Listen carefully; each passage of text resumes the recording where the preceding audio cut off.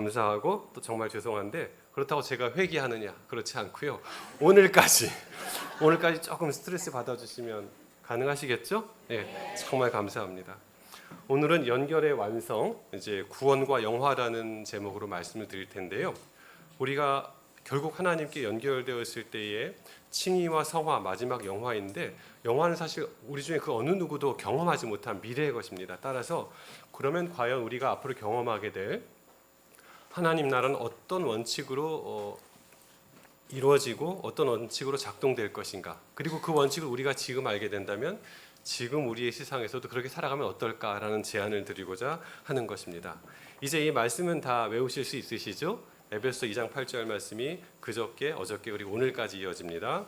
첫 번째 날은 은혜, 두 번째 날은 믿음, 그리고 오늘은 너희가 그 은혜 안에 믿음으로 말미암아 구원을 받았다라는 구원에 대한 이야기를 해드리려는 것입니다.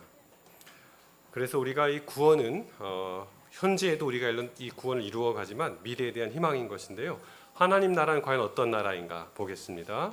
창세기 말씀인데요. 아담과 그의 아내 두 사람이 벌거벗었으나 부끄러워하지 아니하니라.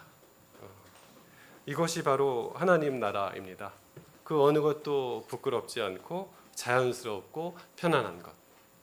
그런데 여러분 아시는 것처럼 창세기 2장까지는 이렇게 아름답고 부끄럽지 않은 나라가 이어지고 있었어요. 창세기 3장에 죄가 들어오면서 어떻게 됩니까? 죄가 시작이 되었고요. 여러분 아시는 것처럼 두 번째 창세기인 요한계시록에서 죄가 소멸되기까지의 모든 내용들이 이 성경에 적혀져 있는데, 죄가 소멸되고 난 그 다음, 그땐 또다시 우리가 부끄러워할까요? 부끄러워하지 않을까요? 부끄러워하지 않게 된 그런 때가 오게 됩니다. 그런데 3장부터는 죄가 들어왔다고 말씀을 드렸죠. 이에 그들의 눈이 밝아져서 자기들이 벗은 줄을 알고, 딱 자기들이 벗은 줄을 알고 한 때로부터 사람에게 뭐가 들어오냐면 판단하는 마음과 정죄하는 마음이 들어와요. 그 아래 무슨 그림이 있습니까, 여러분? 사과같이 생긴 선악과가 있습니다. 선악과를 먹었을 때에 벗은 줄 알고 부끄럽게 생각하면서 판단하게 되는 것입니다. 나를 판단하고 다른 사람들을 판단하기 때문에 여러분이 정말 하늘나라의 원칙대로 행복하게 사시려면 무엇을 하지 않으시면 돼요? 판단하지 않으시면 돼요. 다른 사람을 굳이 내 기준으로 판단하지 않고 나 자신도 그렇게 판단하지 않으면 행복해지는 것입니다. 지금 혹시 마음이 편안하신 분은 입에 선악과가 없으신 거예요. 근데 어떤 식으로 내 마음 뭔가 근심 걱정이 있고 불편함이 있다, 뭔가 이유를 알 수 없지만 불편함이 있다라고 하면 여러분들의 영적 입에는 뭐가 있는 것입니까? 선악과가 있는 것입니다. 판단하는 마음, 근심하는 마음, 정죄하는 마음이 있는 것이므로 이것을 내뱉으시면 그 순간 하나님 제 입에서 선악과를 뱉게 해주십시오라고 하는 순간 여러분들은 자유를 맛보시게 될 수 있습니다. 특별히 여러분, 죄책감도 마찬가지입니다. 죄책감은 어디서 오는 것일까요? 죄책감은 사단에게서 옵니다. 우리가 죄책감에 시달리는 것 사단에게서 오는 것이므로 하나님께 기도하고 죄책감에서 벗어나야만 합니다. 죄책감, 이것은 뭡니까? 내가 나를 판단하는 것이고 내가 나를 정죄하는 것입니다. 여러분 아시는 것처럼 로마서에 보면 하나님의 아들께서, 하나님께서 여러분들 어떻게 하셨습니까? 이미 의롭다 하셨습니다. 하나님이 의롭다 했는데 누가 나를 정죄하겠습니까? 내가 나를 정죄하는 것입니다. 이건 뭐예요? 정말 죄송한 말씀이지만 죄책감을 느끼고 거기에 시달리시는 분은 교만한 분들이세요. 내가 감히 하나님의 자리에 서서 나를 판단하는 것입니다. 그것을 벗어나게 되시길 바랍니다. 왜냐하면 예수님께서 이미 그것을 해결해 주셨기 때문에 믿으시면 여러분은 죄책감에서 온전히 벗어나실 수가 있고 자유로운 삶을 사실 수가 있습니다. 말씀하시잖아요. 그러므로 이제 그리스도 예수 안에 있는 자에게는 결코 정죄함이 없나니 이는 그리스도 예수 안에 있는 생명의 성령의 법이 죄와 사망의 법에서 너를 해방하였습니다. 율법이 육신으로 말미암아 연약하게 할 수 없는 그것을 하나님은 하시나니 육신의 죄를 정하사 자기 아들 우리에게 보내주셔서 온전히 깨끗하게 해주신 것이 로마서 8장에 있는 말씀이거든요. 결코 정죄함이 없는 것입니다. 그런데요, 이 정죄함이 없다는 것은 뭐냐면 오늘 얘기 핵심적인 주제인데요, 하나님은 우리가 어떤 자격이 있다고 해서 우리를 그렇게 하시는 것이 아니라 무엇입니까? 관계. 우리가 그분과 관계, 부모와 자녀로서 또 십자가의 주님과 십자가를 믿는 자로서 관계를 맺기 시작하는 순간 그 모든 문제는 다 해결되는 것입니다. 여러분들이 자격인가 관계인가에 대해서 아주 쉽게 이해하실 수 있도록 몇 가지 이야기를 해드릴 것입니다. 아까 잠깐 드렸던 말씀인데요. 누가 능히 하나님께서 택하신 자들을 고발하리요. 의롭다 하시니 누구시니? 하나님이시니. 하나님께서 의롭다 하셨기 때문에 Who will bring any charge? charge라는 게 영어로 이제 어떤 소송, 뭐 이런 고발 이런 뜻이거든요. 누가 감히 어떤 고발을 하겠니? 하나님께서 이미 택한 그 사람들에게 하나님은 이미 그들을 어떻게 하셨다? justified, 이미 의롭다 하셨다라고 말씀하십니다. 이 역시 같은 이야기이고 이렇게 로마서 8장 33절 말씀을 믿을 때에 우리의 인생에 나를 괴롭혀왔고 나를 시달리게 했던 그 죄책감은 명확하게 소멸되는 것입니다. 그래서 우리는 다시 어디로 돌아갑니까? 죄책감을 다 소멸시키고 아담과 그의 아내 두 사람이 벌거벗었지만 부끄러워하지 않는 그런 나라로 되돌아가는 것입니다. 조금 다른 이야기인데요. 하나님의 나라의 특징은 이렇습니다. 상식이 통하지 않는 나라입니다. 근데 그 상식은 어떻습니까? 우리의 타락한 상식이 통하지 않는 나라이고요. 또 우리의 상식에 따라서 우리가 판단하고 구별짓고 미리 근심하고 염려하지 않아도 되는 나라입니다. 이런 면에서 제 아내가 저보다 훨씬 믿음이 낮습니다. 저는 계획적인 사람이라서 계획대로 되지 않으면 스트레스를 받기 시작하거든요. 중간에 뭐가 쑥 들어오면 아주 안 좋아서 미리 미래를 염려하고 준비하고 계획하는 사람이에요. 그러니까 아무리 봐도 믿음이 별로 없어요. 이런 부분에 있어서. 그런데 이제 크게 미리 염려하지 않고 또 계획하지 않고 하더라도 그냥 맡기는 것입니다. 그러면 이것이 주님의 질서 안에서 이루어져 가는 것을 보게 되더라고요. 성경에 보면 욥바라는 도시가 등장합니다. 욥바 하면 누가 기억나시죠? 요나가 다시스로 도망갔을 때가 욥바이고요. 다비다가 살아나고 다비다가 다른 이름으로 뭐죠? 도르가. 예. 베드로는 환상을 봤던 것이 바로 욥바라는 도시인데 여기에 사는 또 다른 사람이 있어요. 유명하지 않지만 무두쟁이 시몬이라는 사람이 있습니다. 잠깐 성경 말씀을 보도록 하겠습니다. 욥바에 다비다라는 여제자가 있으니 이 이야기는 아실 거예요. 제가 속도감 있게 진행하겠습니다. 그 이름을 번역하면 도르가라. 이 사람이 선행과 구제하는 일이 심히 많았어요. 그런데 도르가가 어떻게 되죠? 어떤 이유인지 모르지만 병들어 죽게 됩니다. 시체를 씻어서 다락에 누였어요. 모든 과부가 베드로 곁에 서서 울며 도르가가 그들과 함께 있을 때 자신들에게 주었던 선물을 보였어요. 그때 베드로가 도르가를 살리고 손을 내밀어 일으키고 성도들과 과부들을 불러들여서 그가 살아난 것을 보였어요. 그리고 그 다음 여러분 베드로가 어디로 갔을까요? 도르가를 이렇게 일으킨 다음 제가 목요일 날 우리 목사님께서 우리 임 장로님과 함께 저를 고산정원이라는 좋은 곳으로 식사를 불러주셔서 너무나 잘 먹고 그날 아주 배부르고 행복한 마음으로 말씀을 나눌 수 있었는데요. 교회 손님이 오면 좋은 곳으로 모시죠, 여러분. 베드로는 어디로 갔을까요?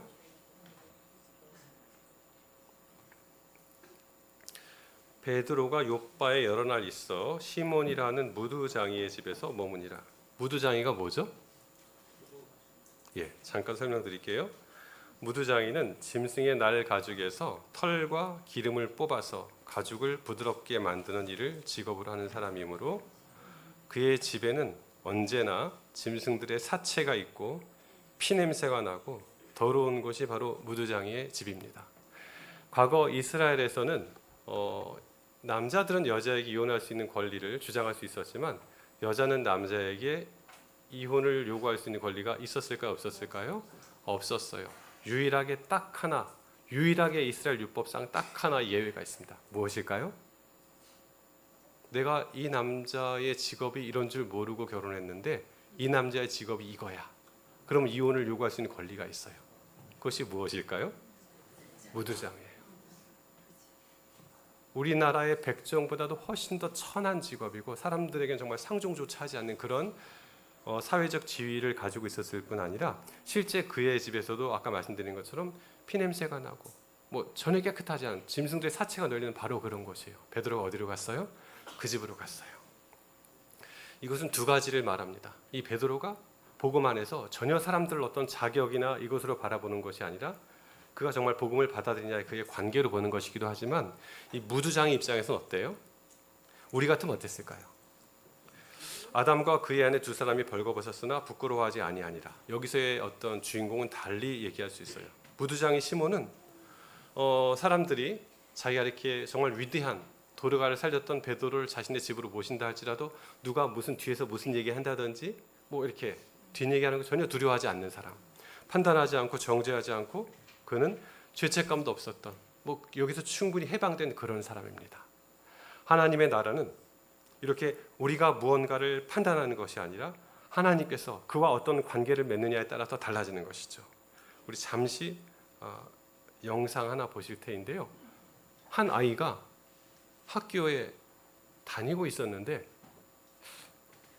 어떤 선생님께서 담임 선생님께서 집에 편지를 보냈어요. 그리고 이 아이한테 이런 것이 있다고 엄마에게 알려주는 것입니다.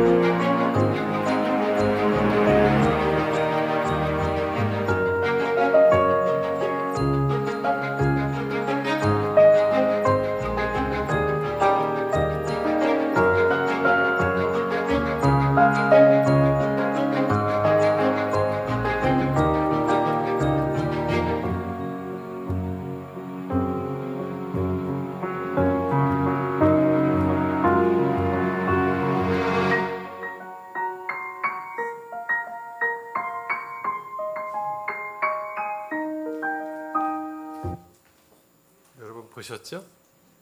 이 선생님은 아이의 성적으로 자격으로 평가했습니다. 전응아이다. 퇴학 처분을 내린다. 이 아이의 엄마 어떻게 이 아이에게 눈물을 흘리면서 큰 소리를 읽어줬습니까? 이 아이는 천재입니다. 우리 학교가 이 아이를 감당할 수 없습니다. 이 아이를 키워주십시오. 누가 옳았어요? 예, 선생님은 그렇게 보았지만 제대로 본 것이 아니에요. 관계의 눈으로, 사랑의 눈으로 볼 때 제대로 볼 수 있어요. 혹시 여러분이 여러분의 가족을, 어떤 사람들을 혹시 나쁘게 보고 있다면 여러분이 어떤 자격의 눈으로 보고 착각하고 계신 것이 아닌지 한번 되돌아보시길 바랍니다. 왜냐하면 하나님 우리를 그렇게 보지 않으니까. 하나님 우리가 많이 배웠다고, 돈이 있다고, 교양 있는 것처럼 보인다고 절대 그를 더 낮게 바라보고, 그렇지 않은 사람은 그렇게 바라보고, 이렇게 자격으로 판단하신 분이 결코 아니라는 것을 마음에 새기시고 지금 이 이야기들을 통해서 실제 그렇구나라고 입증되는 것을 바라보시면 되겠습니다. 아브라함이 있었어요.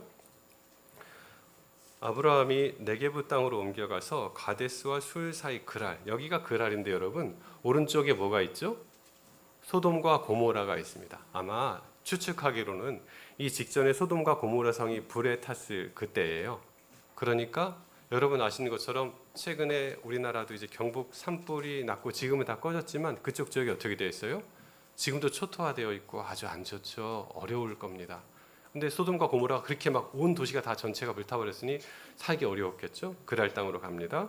그리고 어떤 일이 벌어지냐면 아브라함이 그의 아내 사라를 자기 누이라 하였으니 그라랑 아비멜렉이 사람을 보내어 사라를 데려갔더니 이날 밤에 이제 하나님께서 나타나셔서 얘기합니다. 누구의 꿈에 나타나냐면 이 아비멜렉 왕의 꿈에 나타나서 얘기합니다. 너 임마, 너 왜 엉뚱한 짓 했어? 너 내가 당장 죽여버릴 거야? 하나님 말씀하십니다. 아비멜렉이 쫄아서 얘기합니다. 하나님, 그가 나한테 이는 내 누이라고 말하지 않았습니까? 그 여인도 오랍이라고 하였기 때문에 나는 온전한 마음과 깨끗한 손으로 했습니다. 오케이, 내가 알았기 때문에 너를 당장 죽이지 않은 건데 이제 그 사람의 아내를 돌려보내라. 그는 누구라? 선지자라. 그가 널 위해 기도하면 살겠지만 네가 돌려보내지 않으면 너 다 죽을 줄 알아? 얘기하는 겁니다. 보실까요 여러분? 거짓말 누가 했죠? 거짓말을 누가 했죠?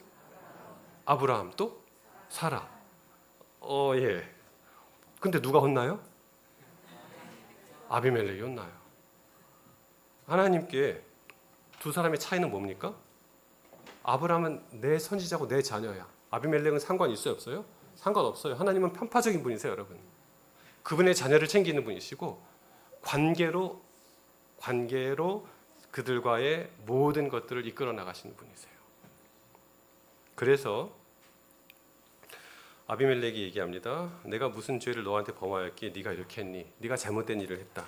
아브라함이 말하기를 이곳에서는 하나님을 두려움이 없으니 내 아내로 말미암아 사람들이 나를 죽일까 염려했습니다라고 얘기하죠.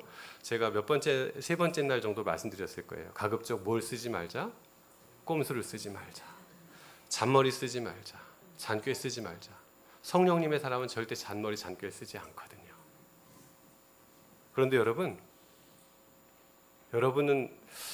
여러분들의 그 여자분들에게 말씀드릴 텐데요. 여러분들의 남편들이 아주 훌륭하신 분들입니다. 잘 아시겠죠? 아멘 한번 하시죠. 아멘. 진짜 분명합니다. 왜냐하면 이 훌륭한 믿음의 아브라함, 조상 아브라함보다 여러분들의 남편이 훨씬 더 나은 사람들이기 때문에 그래요. 아브라함은 동종 전과가 있었어요. 아까 말씀드린 창세기 20장에서 이 짓거리를 했는데 창세기 12장에는 그보다 더한 짓을 합니다.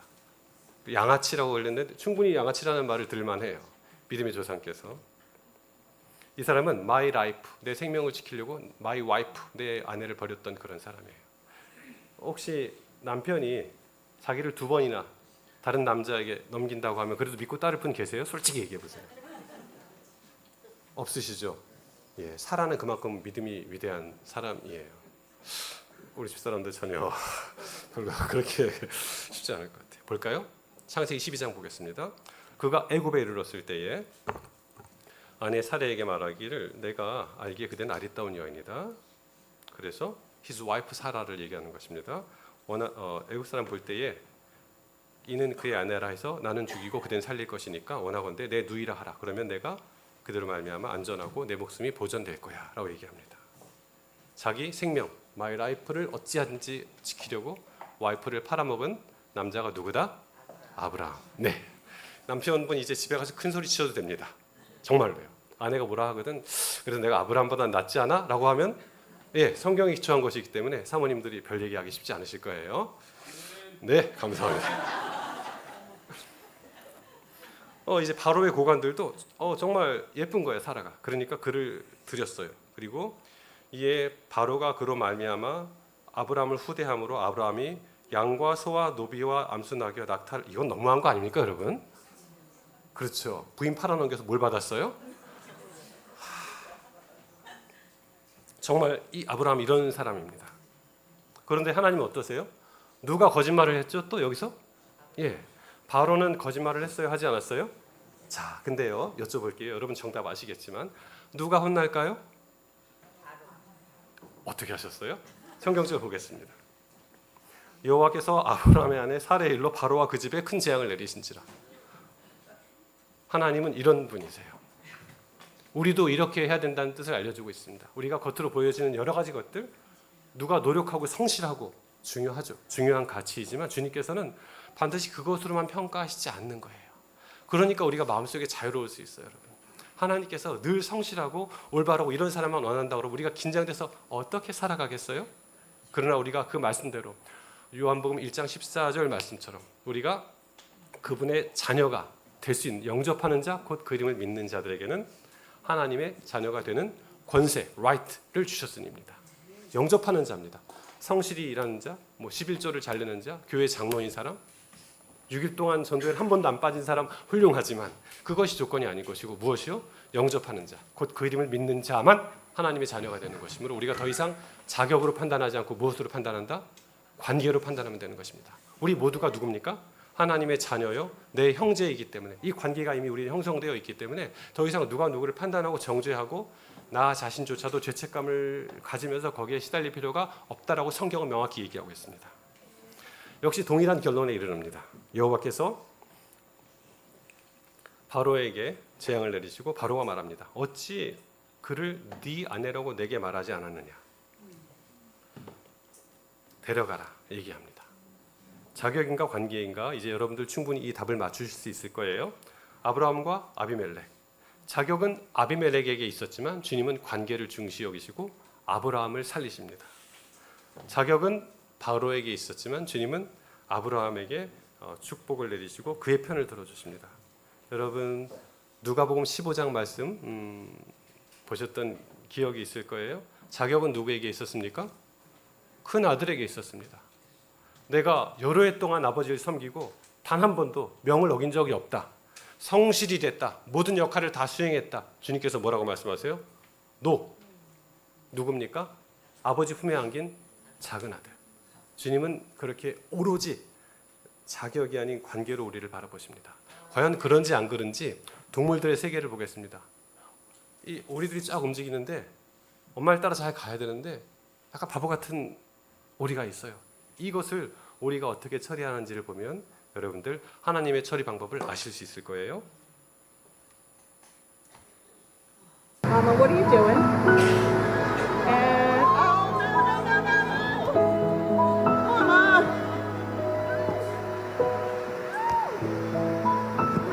Mom, get your baby.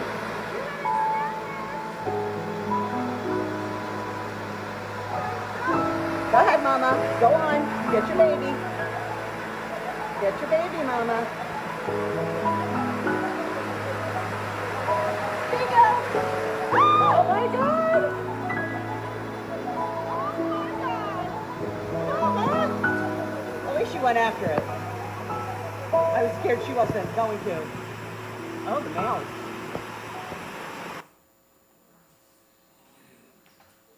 여러분 너무 아름답죠? 우리에게 희망이 되죠? 내가 다른 오리들만큼 못해서 따라가지 못하고 그 위에 버티지 못하고 저 아래 떨어질지라도 캐치 베이비, 네 아이를 잡아. 엄마가 어떡합니까? 하나님이 우리 엄마는 이 아이들 다 함께 나를 만나러 옵니다. 내가 자격이 없고 부족하고 인생 허무하게 살아왔고 한평생 뭐 이뤄놓은 것이 아무것도 없는 것 같아도 내가 주님과 지금 이 순간 이 모든 것을 다 내려놓고 내가 그분과 관계를 맺겠다고 결단하시기만 하면 그분은 그 댐 위에서 뛰어내려오셔서 나와 함께 해주시는 바로 그런 우리의 아버지 하나님이세요. 제가 첫날 첫 번째 보여드린 저의 아이들 사진이죠. 저 왼쪽에 있는 아이가 저희 작은 아이인데요. 워싱턴주 맨 위에 있는 도시, 물이 많은 도시 시애틀에 살고 있습니다. 근데 이제 인간의 아들들은 아버지가 가는 것도 좋아하지만 뭐가 가는 걸 좋아하냐면 이게 가는 걸 또 좋아합니다. 그래서 제가 이제 신삼임당님을 이렇게 바꿔서 뭐 이 정도 많진 않지만 어쨌든 이제 방문을 갈 때 꼭 갑니다. 그러면 우리 아이가 체이스뱅크라는 걸 사용하고 있더라고요, 미국에. 제가 이 돈을 주면 아이가 이제 이 미국에서도 이제 $100짜리 자꾸 쓰면 막 뭐가 많이 쌓이니까 잔돈이 생기고 아이 통장에 집어넣고 이제 이 카드를 가지고 씁니다. 근데 미국에 이렇게 왔다 갔다 해보신 분들 잘 아시겠지만 그 중에서 패밀리 레스토랑 치즈케이크 팩토리라는 데가 있습니다. 저는 이제 할머니 떡볶이 이런 걸 좋아하고 김치찌개를 좋아하는데 우리 아이는 이제 저기 익숙해서 저기를 갑니다. 치즈케이크 팩토리에 가면 이런 것이 나옵니다. 맛있어 보이는 분도 계실 거고 조금 느끼해 보이는 분도 계실 텐데 저는 약간 후자입니다. 근데 맛있게 먹고 나면 이제 우리 아이가 계산을 하죠. 제가 아이한테 얘기했어요. 아들 잘 먹었어, 고마워. 이 아이가 뭐라고 그랬을까요? 자기가 자기 카드로 딱 계산하고 저한테 뭐라고 했을까요? 아빠 감사합니다. 아빠가 다 주신 걸요. 이 아이는 자기 통장에 있는 모든 돈이 다 아빠가 주었다는 것을 알고 있는 거예요. 제가 이 얘기를 듣는 순간 마음이 좀 깜짝 놀랐어요. 우리 아들은 자기가 가진 모든 것이 다 아빠로부터 왔다는 것을 아는데 나는 왜 내가 가진 모든 것이 하나님께로서 왔다는 것을 자꾸 까먹고 근심하고 염려하고 계획할까? 이런 생각이 들었어요.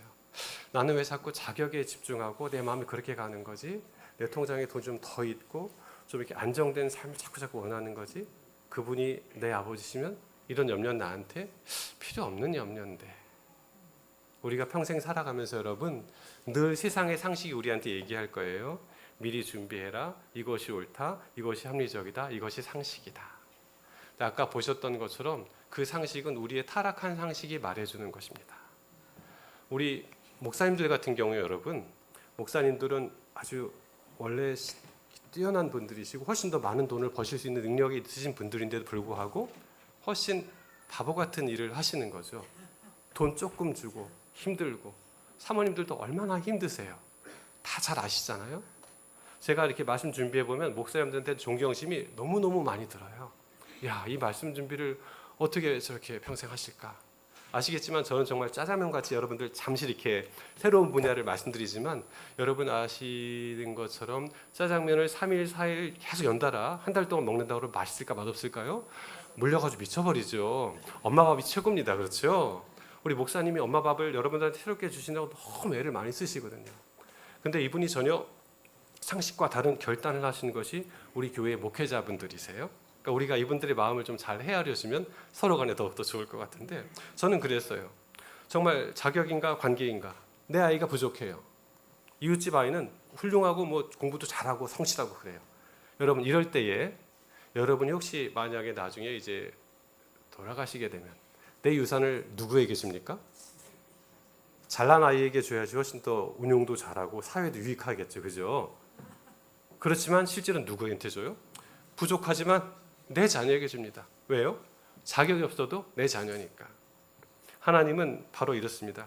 겸손히 영접하는 자를 원하시고 스스로 노력하는 자 칭찬하시지만 그것이 그분에게 용납된 조건은 아니거든요. 그래서 요한복음에 이렇게 말씀하고 계시죠.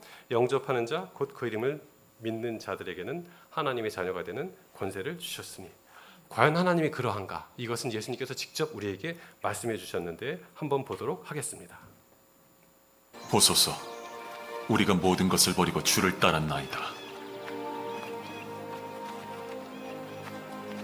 진실로 내가 너희에게 이르노니 내 이름이나 복음을 위해 집이나 부모나 형제나 아내 혹은 자녀를 버린 사람은 현세의 몇 배를 받고 내세에는 영생을 상속받으리라. 그러나 처음인 자가 마지막이 되고 마지막이 처음이 될 자가 많으니라. 천국은 마치 포도원에 들여보내려고 품꾼을 고용하기 위해 아침 일찍 나간 집주인과 같으니라.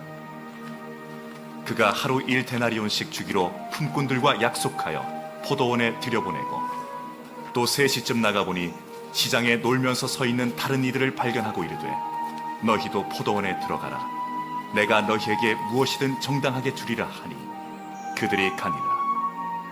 6시와 9시쯤에 또 나가서 그렇게 했으며 또 11시쯤에 나가 놀면서 서 있는 이들을 보고는 이르되 너희는 어찌 온종일 여기 놀고 서 있느냐 하니 그들이 말하되 우리를 품꾼으로 쓰는 이가 없어 그러나이다 하는지라. 그가 이르되 너희도 포도원에 들어가라. 무엇이든 정당한 것을 너희가 받으리라. 저녁이 되어 포도원 주인이 청지기에게 이르되 품꾼들을 불러 나중에 온 자부터 시작해서 처음에 온 자까지 품삯을 주라 명하는지라. 11시쯤에 온 이들이 와서 1데나리온씩을 받거늘 먼저 온 자들이 오더니 그들이 더 받을 줄 알았으나 똑같이 1데나리온씩 받으매 삭슬 받은 후 주인에게 투덜거리며 이르되 나중에 온 이 사람들은 1시간만 일했는데 왜 그들을 종일 수고하며 더위를 견딘 우리와 같게 대우하였나이까. 주인이 그 중에 한 사람에게 대답하되 친구야, 나는 너에게 잘못하지 않았노라. 네가 나와 1데나리온의 약속을 하지 아니하였느냐. 네 것을 갖고 네 길로 가라. 마지막에 온 이들에게도 너에게 준 것과 같이 주리라. 내 것을 갖고 내 뜻대로 하는 것이 법에 어긋나느냐. 내가 선하다는 이유로 나를 악하다 하겠느냐. 이렇게 나중된 자가 먼저 되고 먼저 된 자가 나중되리라.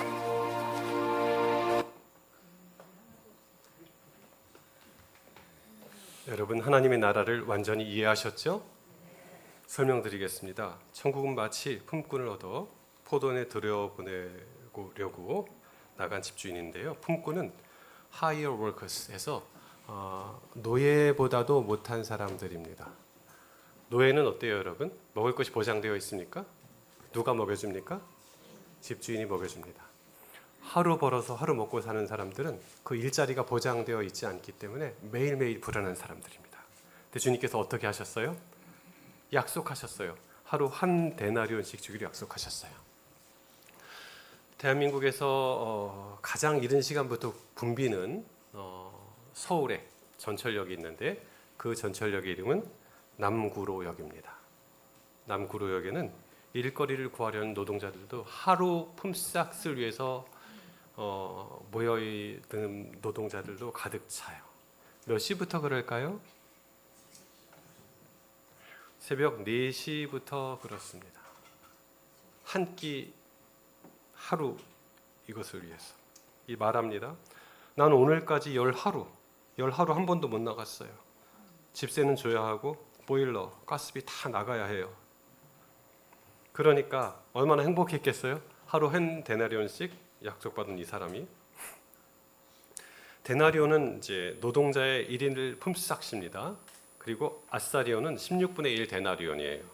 그리고 고드란트는 4분의 1 아사리온이기 때문에 결국은 64분의 1 데나리온이 되겠죠. 한 고드란트는 64분의 1 데나리온이고 렙돈은 2분의 1 고드란트니까 128분의 1 데나리온이 됩니다. 과부의 2 렙돈 아시죠? 한 데나리온은 노동자의 1일 품삯, 이것이 중요합니다. 그리고 이분이 3시, 6시 즉 아침 9시, 12시쯤 또 나갔을 때 다른 어떤 노동자들이 있으니까 그들에게 말하기를 어떻게 얘기하죠? 상당하게 주겠다라고 얘기합니다. 아까 처음에는 어떻게 말씀하셨죠? 한 데나리온 주겠다. 이들에게는 상당하게 주겠다. 어쨌든 맞는 것을. 그리고 오후 5시, 11시에 가서 너희들 왜 여기서 놀지? 우리를 품꾼으로 쓰는 사람이 없어요. 그래? 너희도 들어가. 준단 말다 말이 있어요? 없어요? 준단 말다 말이 없어요. 그냥 들어가라. 그리고 다 해가 졌습니다, 여러분. 여러분이 포도원 주인이시라면 어떻게 하시겠습니까? 얼마를 줘야 할까요? 오늘의 주제가 여기에 담겨 있습니다. 하나님의 상식과 인간의 상식이 다른 것입니다. 제 11시에 온 자들에게 어떻게 줍니까? 한 데나리온을 줍니다. 왜 한 데나리온을 줬을까요, 여러분? 아까 한 데나리온이 뭐라고 말씀을 드렸죠? 노동자의 하루 품삯입니다. 이 아빠가 이것을 받아가야 이 가족들이 먹고 살 수가 있어요. 이 아이가 그 다음날 학용품을 살 수 있어요. 이 모든 가족들에게 꼭 필요한 것 뭡니까? 한 데나리온입니다. 하나님께서는 이 말씀 마태복음 20장 9절에 있는 이 말씀을 통해서 제 11시에 온 자에게 한 데나리온을 주셨다는 이 말씀을 통해서 여러분과 저에게 우리가 필요한 바로 그것을 우리의 자격과 무관하게 반드시 주시겠다고 약속하시는 것입니다. 여러분의 마음이 불안하고 떨리시거든 노후가 걱정이 되시거든 마태복음 20장 9절을 읽으시면 됩니다. 하나님께서는 그가 일한 것이 아니라 일한 만큼이 아니라 필요한 만큼을 반드시 주십니다. 먼저 온 자들이 와서 더 받을 줄 알았더니 그들도 한 데나리온씩 받은지라. 불만이 생겨요, 안 생겨요? 불만이 생겨요, 안 생겨요, 여러분? 솔직히 감사합니다. 여러분은 아직 인간적인 상식에 푹 빠져 계신 저와 똑같은 그런 것입니다. 왜냐하면 모두가 이렇게 바라보고 있으니까요. 이 관계들은 give and take, 일한 만큼 받는. 성경에도 적혀 있긴 하죠. 일하지 않는 자는 먹지도 말라는 말씀이 있긴 한데요. 그러나 주님께서는 give and take가 아니라 어떤 관계다? 아버지와 자녀의 관계로 보기 때문에 제 11시에 온 자들에게 한 데나리온씩을 주신 것입니다. 그런데 주님께서는 조금 이상하시죠, 여러분? 혹시 데나리온을 줄 때에, 품삯을 줄 때에 아침 일찍 온 사람부터 줬으면 어땠을까요? 이날의 분위기가 아주 행복하고 좋았겠죠? 6시에 일찍 온 사람 받고 집에 가고 9시에 온 사람 어떤 마음일까요? 나는 얼마나 주려고 하는데 한 대나를 고마워 안 고마워요? 엄청 고맙죠. 행복하게 갔습니다.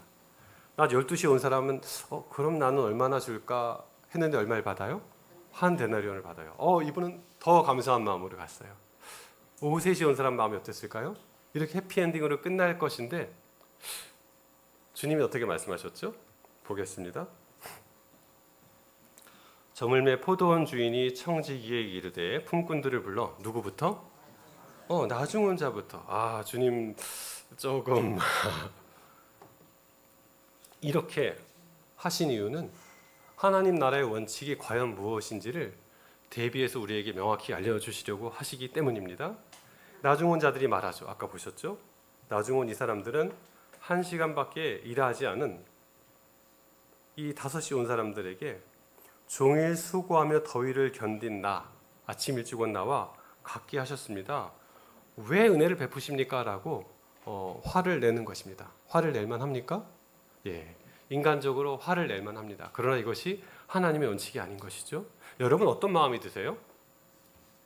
이 문구를 보고서 이 사람이 옳다는 생각이 드세요? 옳지 않다는 생각이 드세요? 어떤 마음이 드세요? 옳지 않지는 않지만 우리가 이 사람이 옳다라는 생각으로 함께 분노를 느낀다면 나는 늘 내가 그런 쪽에 있었던 강자 쪽에 있었던 사람일 수가 있고 성실한 사람들은 주로 이렇게 많이 느낀다고 해요. 또 약속을 잘 지키고 업무 수행을 잘하고 늘 칭찬받고 모범생인 사람들. 여기 교회에 제 친구들이 있습니다. 우리 임덕균, 김명수. 이 두 친구들은 저와 다르게 테니스를 아주 잘 칩니다.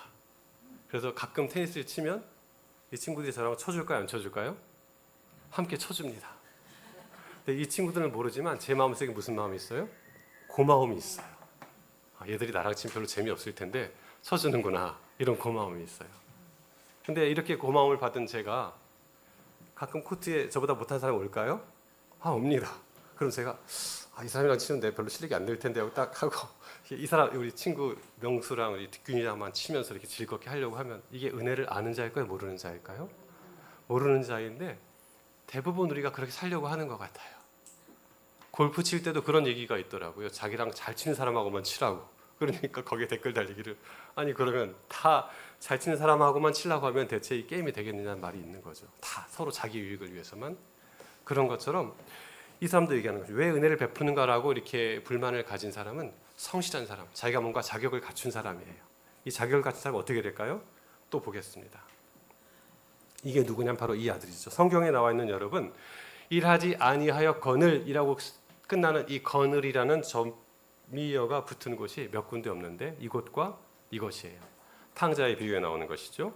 아버지께 대답하여 이르되 내가 여러 해 아버지를 섬겨 명을 어김이 없거늘 하면서 이제 불만을 토로하기 시작하는 것입니다.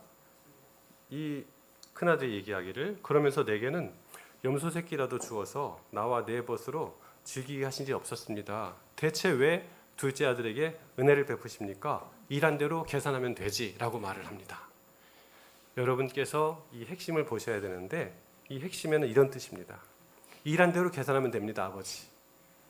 이 큰아들은 이제 뭐가 된다는 뜻입니까? 이제 내가 아들이지만 종이 되겠다라고 말을 하는 것입니다. 아버지, 일한 대로 하셔야죠. 성실한 놈 더 주셔야죠. 자격 따라 하십시다.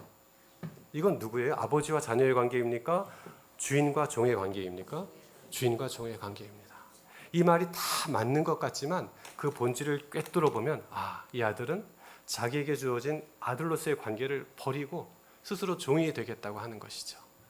이것이 사단이 우리에게 심어놓은 우리의 우둔함이고 어리석음인데 성경은 이 마태복음 20장을 통해서 누가복음 15장을 통해서 스스로 종이 되고자 하는 우리에게 말씀하십니다. 너는 이미 아들이야. 너한테 이미 다 상속분이 있어. 내 것이 다 네 것이거늘이라고 아버지가 말씀하시지 않습니까?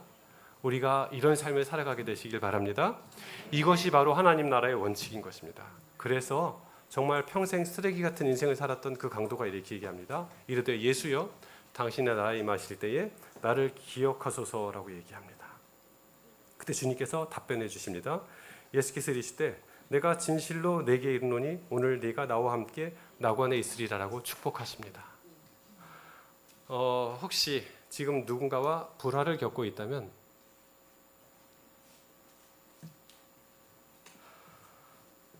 하나님의 사랑은 여러분 이것입니다. 내가 옳지만 쩔쩔매는 사랑, 이것이 하나님의 사랑입니다. 오르면서도 쩔쩔매는 것입니다. 여러분 그렇게 해보신 적이 있으십니까? 우리는 거의 그렇게 해본 적이 없고 저도 그게 저의 가장 큰 약점입니다. 왜냐하면 제가 부끄러운 말이지만 좀 성실하고 조금 책임감 있는 사람이기 때문에 늘 오른편에 있거든요. 그래서 제가 가정에서도 늘 오른편에 있습니다.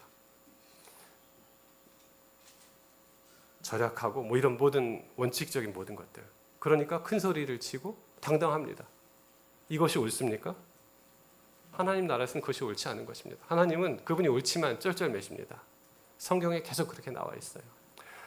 바울이 오네시모를 빌레몬에게 부탁할 때에 빌레몬에게 바울이 모든 것을 다 해준 사람이에요. 빌레몬은 바울 선지자의 명령을 들어도 되는 사람인데 바울이 빌레몬에게 오네시모를 부탁하면서 얼마나 쩔쩔매는지 몰라요.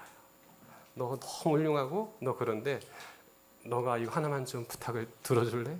이것이 누구의 마음입니까? 하나님의 마음이에요. 한 아버지와 한 딸이 있었어요. 어떤 원치 않게 불화가 있었어요. 아버지와 딸 누가 먼저 사과해야 됩니까? 예, 자녀가 먼저 사과해야 되겠죠. 이 아버지와 딸과 이 엄마가 함께 잘 살고 있었는데 어떤 일로 엄마가 중간에서 이제 사망을 했어요. 그리고 아버지와 딸 사이에 불화가 커진 것이죠. 과연 이 둘이 어떻게 화해하는지 마지막으로 영상을 보고 마치도록 하겠습니다.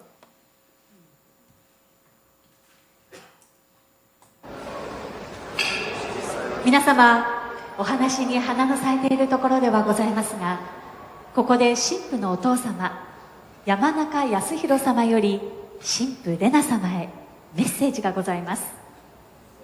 康弘様、よろしくお願いいたします。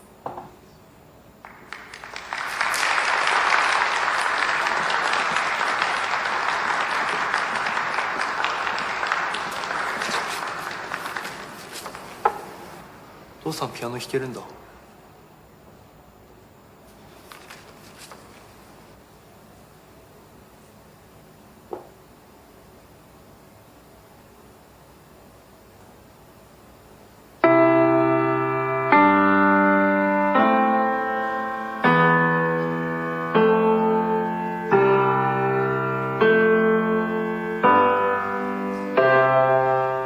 やめてよ。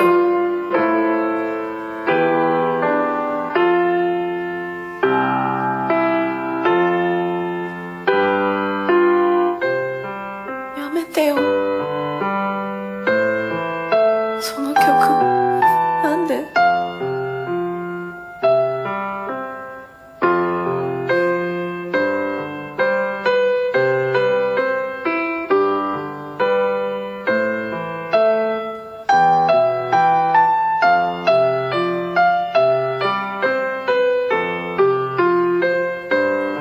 下手くそ。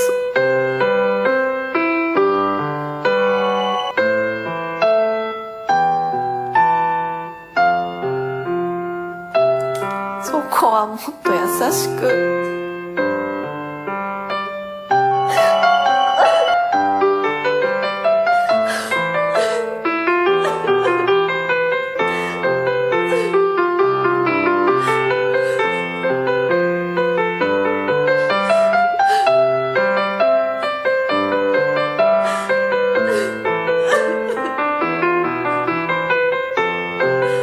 不器用なくせに。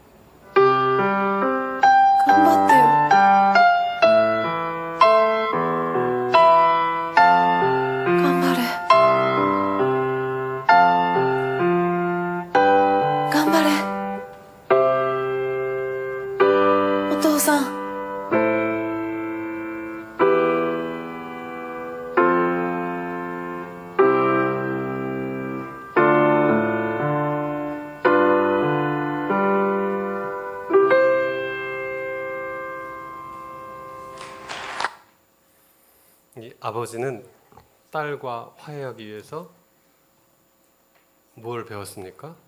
피아노를 배우고 그 딸이 엄마와 함께 셋이 화목하게 살던 시절에 그 추억을 떠올릴 수 있도록 하기 위해서 최선을 다해서 연습하고 배워서 어색하지 않은 그것을 연주하고 딸과 화해하게 되었습니다. 그렇게 딸과의 화해를 위해서 쩔쩔매는 것이 아버지의 모습인 것처럼 하나님께서도 전혀 죄와 익숙하지 않으셨지만 그 무거운 죄의 무게, 예수님께서 하나님과 단절될 것 같은 그 익숙하지 않은 죄에 인간의 몸을 쓰고 오셔서 우리와 화해하기 위해서 애쓰셨고 옳지만 여전히 우리에게 쩔쩔매고 계십니다.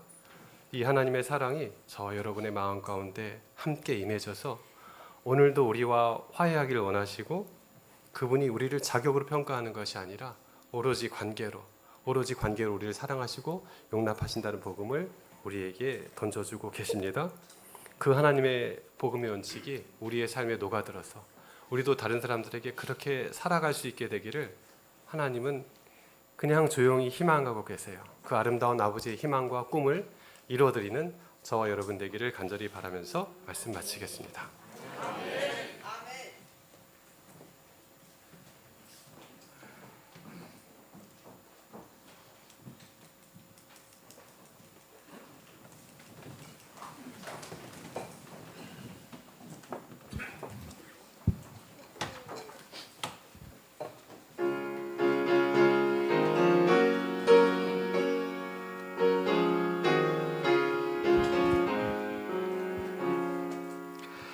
주 날 인하여 사실이 기시니 내 마음 위로 불아프기 하렵네.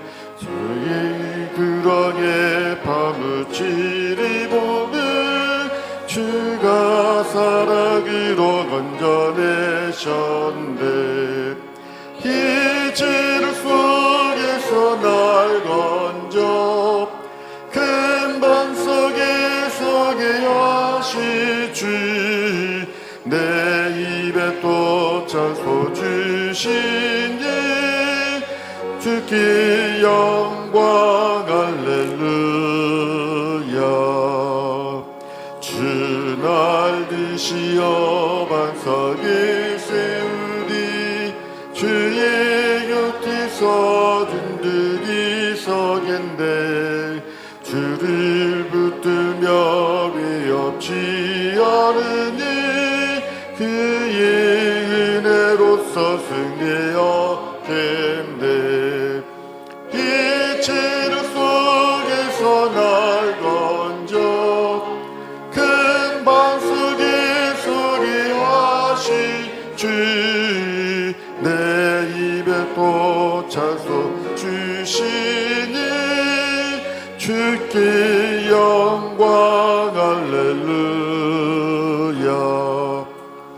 주 베푸신 은혜 가르치시니 주의 선하심 노래 전하고 그의 구원을 만방에 퍼져서 주를 믿는 자를 많이 얻겠네. 이치를 속에서 날 건져 큰 방 속에 서게 하시 주 내 입에 또 찬송 주시니 주께 영광 할렐루야.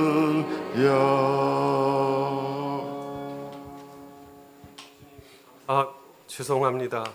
저희가 그 꼬마 우리처럼 어찌하든지 주님의 뒤를 따라서 의미 있는 삶을 살고 싶었지만 우리가 부족하고 우리의 욕심으로 인해서 나락으로 떨어져서 외롭게 지내고 있었습니다. 하나님, 그렇게 실수하고 나락에 떨어진 저희를 탓하지 않으시고 정죄하지 않으시고 비난하지 않으시고 그 높은 곳에서 다시 우리 곁으로 내려오셔서 감싸주시고 사랑해주시고 용서해주시고 치료해주셔서 감사합니다. 우리가 놀라운 그런 주님의 은혜를 얻었음에 우리를 탓하지 않으시고 우리를 이해해 주시는 그런 사랑의 주님의